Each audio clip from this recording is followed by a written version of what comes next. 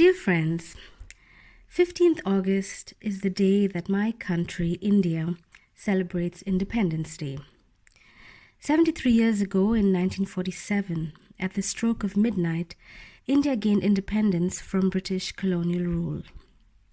Many of our news feeds, WhatsApp messages, and Instagram posts will be filled with the tricolors of the Indian flag and wishing all a happy Independence Day.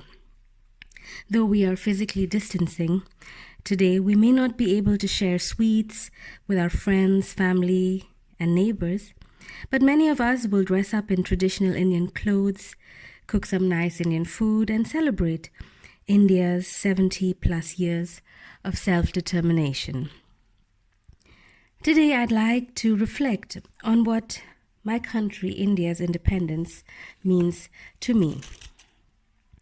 For those of you who know me, know that I was born and raised in India, and though I've lived nearly 2/3 of my life outside India, I identify first and foremost as an Indian. When people ask me where I feel most at home, I sometimes say I live in Germany, but my home is India. I think this is a feeling many of us Indians who live abroad have. It's been nearly 20 years since I've been a proper resident in India.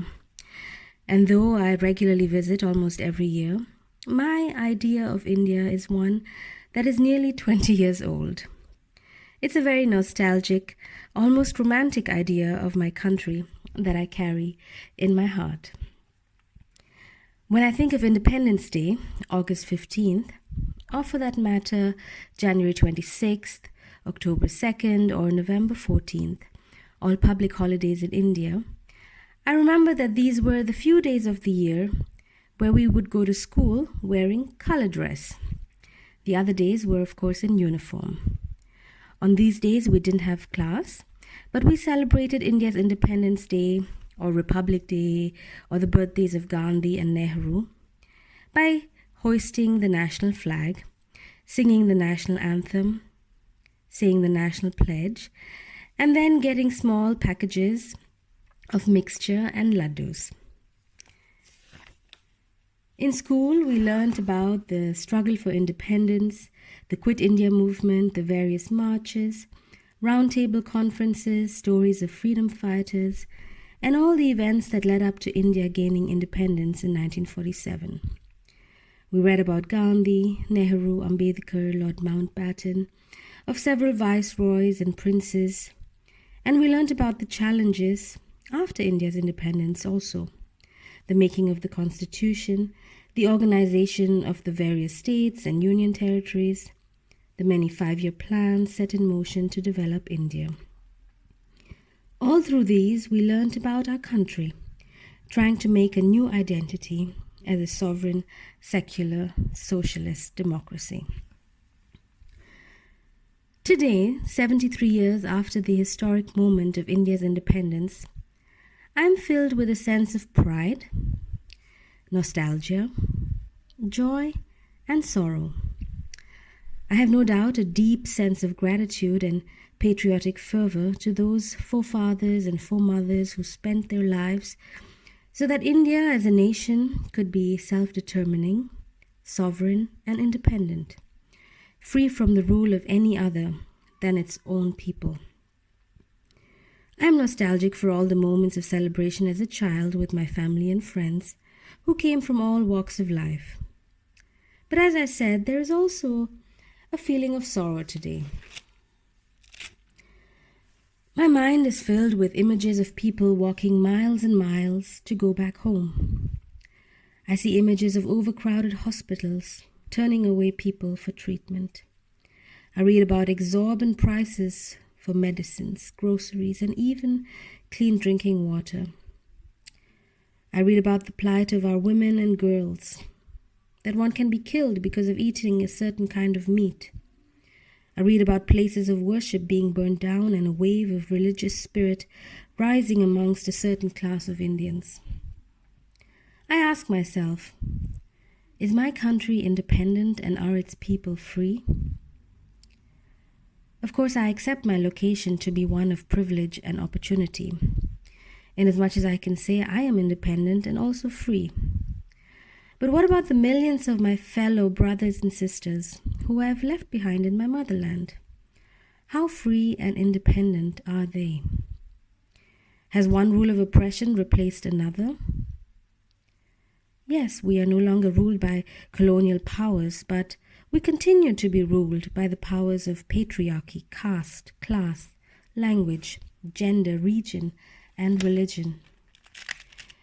We continue to be subjects of the neoliberal capitalist system that calls India shining and India rising, where those who have access to opportunity continue to flourish and those at the margins continue to be marginalized. What then is independence? What then is freedom? When one structure of oppression lingers on and is manifested in newer, different forms of oppression. Today, as we think back at the moment in history where India became a nation to determine herself the course of its future, let us think back on that struggle. Let us think back on the sacrifices of our forefathers and foremothers. Let us reminisce of our own experiences, but let us also be aware of the moment we find ourselves in, where millions of our people are neither independent nor free.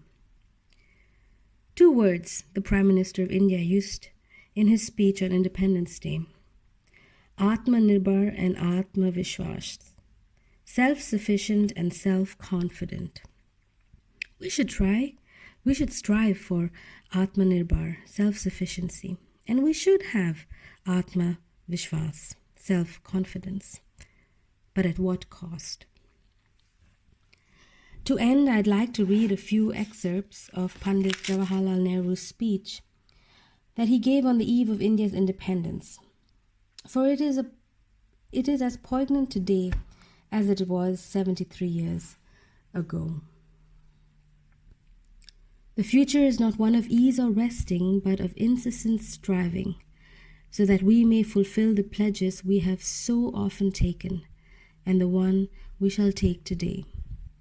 The service of India means the service of the millions who suffer.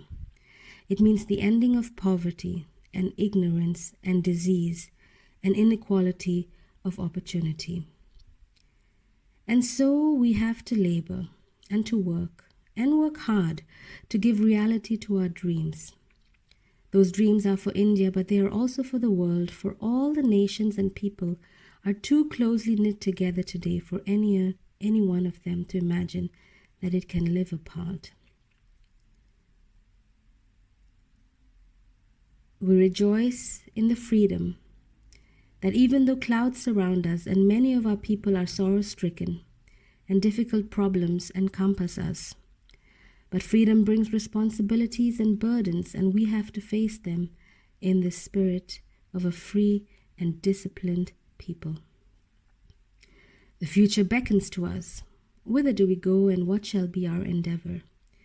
To bring freedom and opportunity to the common man, to the peasants and workers of India, to fight and end poverty and ignorance and disease, to build up a prosperous, democratic and progressive nation, and to create social, economic and political institutions which will ensure justice and fullness of life to every man and woman. We have hard work ahead.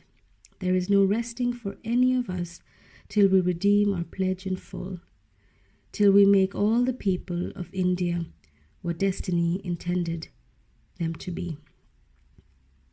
And to India, our much-loved motherland, the ancient, the eternal, and the ever-new, we pay our reverent homage, and we bind ourselves afresh to her service. Jai Hind.